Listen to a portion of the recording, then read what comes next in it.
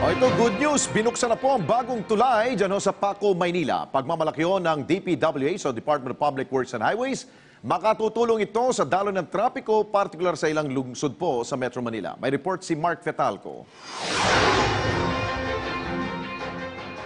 Malaking ginhawa para sa mga motorista ang pagbubukas ng northbound lane ng Quirino Bridge 2 sa Paco, Maynila.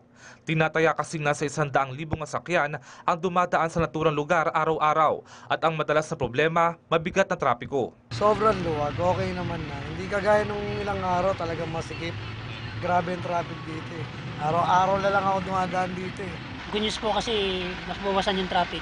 Tsaka mabilis ng biyahe. Medyo lubak-lubak eh. Ngayon? Matibay na. Dati umuuga. Ngayong araw, pinangunahan ng Department of Public Works and Highways ang opisyal na pagbubukas ng bahagi ng tulay na layong paluwagin ang daloy ng mga sasakyan. Mula sa dating isang lane ng tulay, 3 lane na ang nagagamit ngayon ng mga sasakyan patungo na nagtahan. Well, dati habang ginagawa 1 lane. At yung bridge, luma na. So hindi pa siya seismic rated. Kaya tingnan mo, makikita nyo po, mas maluwag ang bridge at the same time, mas matibay.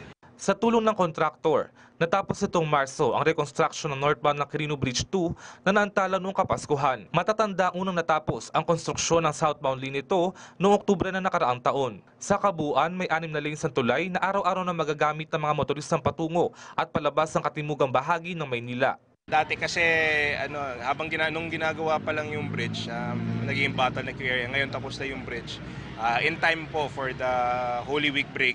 Bahagi ang Quirino Bridge 2 ng Circumferential Road 2 na nag-uugnay sa mga lungsod ng Maynila, Pasay, Makati hanggang sa gitna at silangang bahagi ng Kamaynilaan kabilang na ang Quezon City, Mandaluyong, Pasig, San Juan, Marikina at maging sa probinsya ng Rizal. Nagkakahalaga ng 58 milyon pesos ang proyekto na kasama sa layunin ng pamahalaan na i-decongest ang Metro Manila.